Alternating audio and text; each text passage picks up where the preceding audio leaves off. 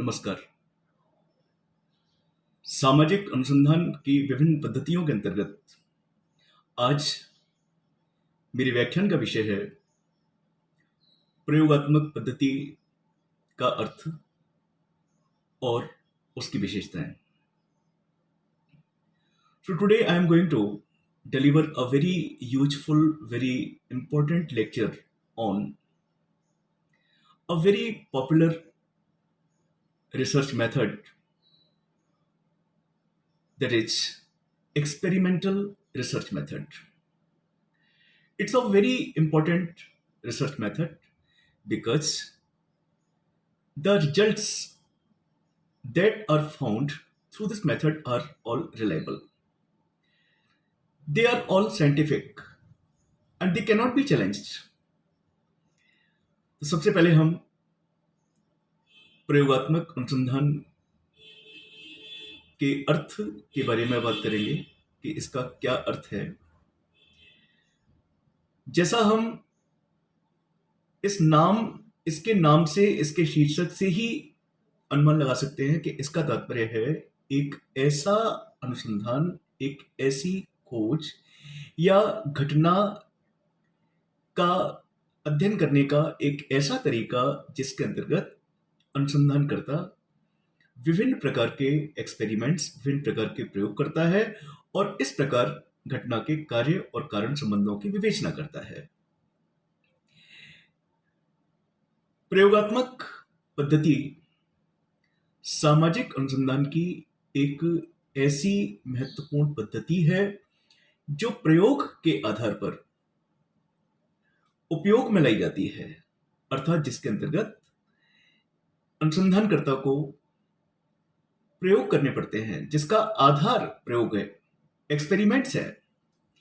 समाजशास्त्रीय अनुसंधान में परीक्षणात्मक या प्रयोगात्मक अनुसंधान अविकल प्रणाली एक विकसित एवं उन्नत विधि है जिसके अंतर्गत सूक्ष्म से सूक्ष्म समस्या का सूक्ष्म से सूक्ष्म समाधान प्रस्तुत किया जा सकता है। तो बहुत सी समस्याएं ऐसी होती हैं जिनकी गहराई में केवल इसलिए हम नहीं जा पाते क्योंकि हमारे पास कोई एक उपयुक्त प्रविधि नहीं होती। प्रयोगात्मक अनुसंधान इस दिशा में बहुत ही महत्वपूर्ण है क्योंकि यह अनुसंधानकर्ता की मदद करती है इस बात में कि घटना सूक्ष्म से सूक्ष्म क्यों ना हो, छोटी से छोटी घटना क्यों ना हो, और उसके कारण कितने भी सूक्ष्म से सूक्ष्म क्यों ना हो या कितनी भी गहराई में जाकर ज्ञात क्यों ना किए जाएं, लेकिन इस पद्धति के अंतर्गत किए जाने वाले प्रयोग उन सभी डरों को या उन सभी जो संदेह हैं उनको दूर कर देते हैं और इस प्रकार से अनुसंधानकर्ता के लिए न केवल अनुसंधान का मार्ग सुगम हो जाता है, अपितु वह घटना की गहराई में किसी भी तरह से जा सकता है और सूक्ष्म से सूक्ष्म जो तरीके हैं उनको अपना करके प्रयोगों के माध्यम से वह अंतिम निष्कर्ष तक पहुंच सकता है। तो इस दृष्टि से प्रयोगात्मक अनुसंधान बहुत महत्वपूर्ण है और इस प्रकार से यही कारण है कि जो वर्तमान में एक ट्रेंड चल रहा है कि जो अधिकांश अनुसंधान करता है वो इसी प्रविधि का प्रयोग करना चाहते हैं, शोध की इस विधि का प्रयोग करना चाहते हैं।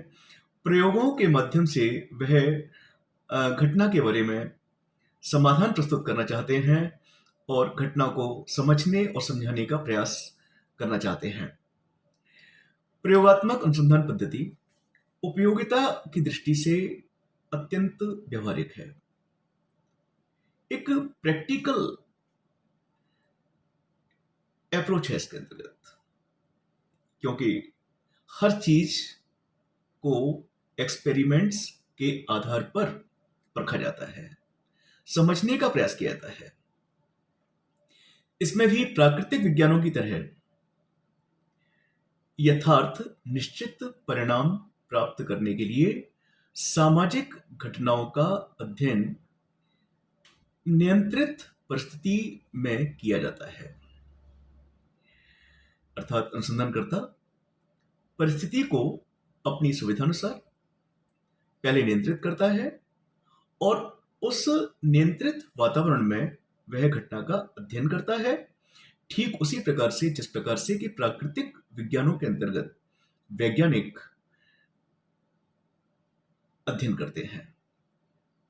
प्रयोगात्मक अथवा परिस्थिति पर सावधानी पूर्वक नियंत्रण करके प्रयोगात्मक चर अनुसंधान इस बात की स्पष्ट व्याख्या करते हैं कि जब संबंधित चरों में परिवर्तन किया जाए तो क्या परिणाम प्राप्त होंगे। मैं सरल शब्दों में और बता दूं आपको कि जब एक अनुसंधानकर्ता इस पद्धति का प्रयोग करना चाहता है, इस पद्धति के प्रयोग के द्वारा घटना का अध्ययन करना चाहता है, घटना की बारीकियों को परखना चाहता है, तो वह स्वतंत्र है इस बात के लिए कि वह स्वतंत्र चरों को, इंडिपेंडेंट वेरिएबल्स को अपनी सुविधानुसार जोड़ घटा सकता है, उनमें जोड़ तोड़ कर सकता है। अर्थात कई दृष्टिकोणों से, कई एंगल्स से वो उन स्वतंत्र चरों का प्रयोग कर सकता है, ये परखने के लिए कि उन चरों का क्या क्या प्रभाव पड़ सकता है, किस किस परिस्थिति में क्या क्या प्रभाव पड़ सकता है। तो ये एक खास बात है इसमें कि इसमें अनुसंधानकर्ता स्वतंत्र होता है, जबकि अन्य जितनी भी शोध पद्धतियां हैं उनमें अनुसंधानकर्ता उतना अधिक स्वतंत्र नहीं होता जितनी स्वतंत्रता इसमें पाई जाती है। अब हम बात करेंगे कि इस प्रविधि यानी कि इस शोध पद्धति की क्या क्या विशेषताएं हैं। ये शोध पद्धति, जैसे मैंने आपको बताया कि सबसे पहली विशेषता तो इसकी ये है कि यह एक व्यवहारिक शोध पद्धति है। व्यवहारिक इस अर्थ में क्योंकि इसके अंतर्गत अनुसंधानकर्ता कही और सुनी हुई बातों पर विश्वास नहीं करता, बल्कि वह स्वयं जो चर हैं उनसे जुड़कर के स्वयं वो प्रयोग करता है विभिन्न एंगल्स से, अलग अलग तरीके से, और इस प्रकार से वह यह निष्कर्ष निकालता है कि कौन किस प्रकार, किस किस तरह से घटना के क्या प्रभाव पड़ सकते हैं। अगर जो स्वतंत्र चर हैं किसी एक स्थिति में हैं तो उनका क्या प्रभाव पड़ता है, यदि स्थिति बदलने पर दूसरी स्थिति में है तो उन चरों का क्या प्रभाव पड़ेगा। तो इस प्रकार से जो सबसे पहली विशेषता इसकी है प्रयोगात्मक शोध पद्धति की, वह है इसकी व्यावहारिकता। और शायद यही एक कारण है जिसकी वजह से वर्तमान में अधिकांश वैज्ञानिक, चाहे वो समाज वैज्ञानिक हों, चाहे वो प्राकृतिक वैज्ञानिक हों, प्रत्येक वैज्ञानिक एक्सपेरिमेंटल रिसर्च मेथड का प्रयोग करना चाहता है। दूसरी बात है समय की बचत। चूंकि अनुसंधानकर्ता पर इसमें बहुत कुछ निर्भर करता है, अनुसंधानकर्ता की एक महत्वपूर्ण जिम्मेदारी होती है इसमें, और वो जिम्मेदारी ये कि उसे विभिन्न परिस्थितियों में, विभिन्न सिचुएशंस में वेरिएबल्स को टेस्ट करना पड़ता है, वेरिएबल्स को अलग अलग स्थितियों में रख करके उसे टेस्ट करना पड़ता है, एक्सपेरिमेंट्स करने पड़ते हैं, और इस प्रकार से घटना के पड़ने वाले विभिन्न प्रभावों को ज्ञात किया जाता है। जो डिपेंडेंट वेरिएबल्स हैं उन वेरिएबल्स पर इंडिपेंडेंट वेरिएबल्स का क्या क्या प्रभाव पड़ता है या क्या प्रभाव नहीं पड़ता, इसकी बारीकी से जांच की जाती है, एक्सपेरिमेंट्स किए जाते हैं। तो चूंकि अनुसंधानकर्ता ही इसमें बहुत ज्यादा इन्वॉल्व होता है, तो ये सब उस पर निर्भर करता है कि वह शोध के लिए, अनुसंधान के लिए कितना समर्पित है, कितना टाइम देता है, कब टाइम देता है। तो समय की बचत, यदि अनुसंधानकर्ता सक्रिय है, डायनेमिक है, समर्पित है, क्रिएटिव है, तो वो समय की बचत इस शोध पद्धति के प्रयोग के द्वारा कर सकता है। अगली चीज है कि प्रामाणिकता, ऑथेंटिसिटी।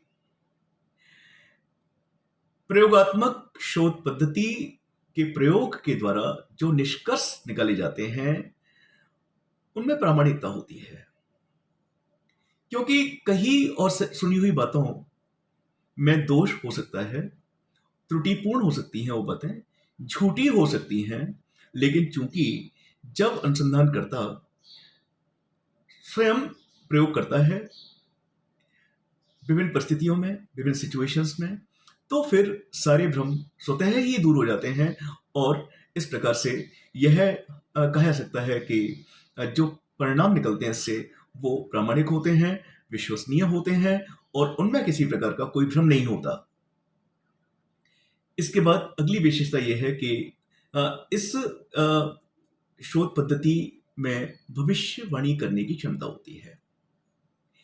ये जिस घटना के संदर्भ में इसका उपयोग किया जा रहा है, तो उस घटना के बारे में यह शोध पद्धति भविष्यवाणी करने में सक्षम है कि ऐसा होने पर यह घटना होती है या होगी। और अगली बात वो ये कि वस्तुनिष्ठता, ऑब्जेक्टिविटी होती है इसमें, कि ऑब्जेक्टिविटी का गुण इस पद्धति में पाया जाता है। इसमें किसी प्रकार का कोई मैनिपुलेशन या सब्जेक्टिविटी या पक्षपात, पार्शियलिटी आदि की संभावना बहुत कम रहती है और इसमें वस्तुनिष्ठता पाई जाती है। अगली विशेषता इस पद्धति की है सार्वभौमिकता, यूनिवर्सैलिटी, अर्थात कि इस पद्धति से निकाले गए जो परिणाम होते हैं वो परिणाम किसी एक स्थान विशेष पर रहने वाले लोगों पर लागू नहीं किए जाते, अपितु वो परिणाम संसार के किसी भी स्थान पर रहने वाले लोगों पर लागू किया जा सकते हैं। तो इस प्रकार से सार्वभौमिकता इसमें पाई जाती है। और एक जो अगली महत्वपूर्ण इसकी विशेषता है वो है कि इसमें जो परिणाम निकलते हैं वो बिल्कुल शुद्ध परिणाम होते हैं। परिणामों की शुद्धता इस पद्धति की एक सबसे महत्वपूर्ण विशेषता, अगर मैं कहूं तो वो गलत नहीं होगा, कि इसके माध्यम से चूंकि अनुसंधानकर्ता इसके अंतर्गत प्रयोग करता है, एक्सपेरिमेंट्स करता है, अलग अलग एंगल से एक्सपेरिमेंट करता है, इंडिपेंडेंट वेरिएबल्स को चेंज करके, उनकी स्थिति में चेंज करके वो ये देखता है, परखता है कि जो डिपेंडेंट वेरिएबल्स हैं उन पर क्या प्रभाव पड़ रहा है, क्या क्या प्रभाव नहीं पड़ रहा है। तो इस प्रकार से जो परिणाम निकलते हैं वो सब विश्वसनीय होते हैं और उनमें विशुद्धता पाई जाती है, प्योरिटी पाई जाती है, शुद्धता पाई जाती है।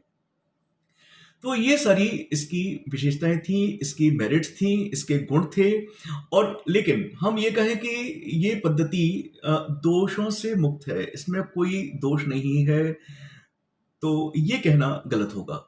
अगर हम ऐसा कहते हैं तो न केवल हम अपने आप को धोखा देते हैं बल्कि दूसरों को भी धोखा देते हैं। तो इसके भी कुछ दोष हैं, इसकी कुछ सीमाएं हैं। तो अब हम बात करेंगे प्रयोगात्मक शोध पद्धति के कुछ प्रमुख दोषों की जो इसमें पाए जाते हैं। सबसे पहला दोष जो एक्सपेरिमेंटल रिसर्च मेथड में देखा जाता है वो ये कि इस पद्धति में चरों पर नियंत्रण किया जाता है। घटनाओं में नियंत्रण के कारण शोध निष्कर्ष वास्तविकता से दूर हो सकते हैं। जैसे हम जानते हैं कि जो एक्सपेरिमेंटल रिसर्च मेथड है इसमें चरों की महत्वपूर्ण भूमिका होती है। दो प्रकार के चर होते हैं, जैसे मैंने आपको बताया था, स्वतंत्र चर और निर्भर चर, इंडिपेंडेंट वेरिएबल्स और डिपेंडेंट वेरिएबल्स। और एक्सपेरिमेंटल रिसर्च के अंतर्गत जो अनुसंधान करता है वो इंडिपेंडेंट वेरिएबल्स को अलग अलग स्थितियों में रखता है और फिर ये परखता है, ये जानने की कोशिश करता है एक्सपेरिमेंट्स के माध्यम से कि उन चरों का जो सहायक चर हैं या निर्भर चर हैं उन पर क्या प्रभाव पड़ रहा है। तो ऐसा करने से कई बार ऐसा होता है कि जो निष्कर्ष होते हैं वो वास्तविकता से परे हो जाते हैं। प्रयोगात्मक विधि का सबसे बड़ा दोष है कि सभी सामाजिक घटनाओं पर इसे प्रयोग नहीं किया जा सकता। समाज जटिल व्यवस्था है, सामाजिक समस्याएं भी जटिल होती हैं। अगर हम ये कहें कि प्रत्येक सामाजिक घटना को एक्सपेरिमेंटल मेथड से हम समझ सकते हैं, तो ऐसा करना संभव नहीं है। केवल कुछ ही ऐसी घटनाएं हैं जिन पर हम एक्सपेरिमेंट्स कर सकते हैं जिनको समझने के लिए, और अधिकांश घटनाएं ऐसी हैं जिन पर हम एक्सपेरिमेंट्स नहीं कर सकते। तो जितनी भी सामाजिक घटनाएं हैं उन सभी पर इस शोध पद्धति का प्रयोग नहीं किया जा सकता। तो ये भी एक बहुत बड़ा दोष है, या ये कहें कि ये इसकी बहुत बड़ी सीमा है। इसके बाद में प्रयोगात्मक विधि अनुसंधानकर्ता चरों को घटा बढ़ाकर अपने हिसाब से प्रयोग करता है। इस विधि में अनुसंधानकर्ता चरों को, चर मीन्स इंडिपेंडेंट वेरिएबल्स को, स्वतंत्र चरों को अपने हिसाब से, अपनी सुविधानुसार घटा बढ़ा करके प्रयोग करता है। और इस प्रकार चरों को जब इधर उधर किया जाता है, अर्थात उसमें परिवर्तन किया जाता है, उनमें जोड़ तोड़ किया जाता है, तो इससे भी ऐसा लगता है कि शायद शोध की वैधता कहीं ना कहीं प्रभावित हो रही है। और अगली जो इसकी सीमा है वो ये कि प्रयोगशाला में आते ही प्रयोज्यों के व्यवहार में परिवर्तन हो जाता है। अर्थात जब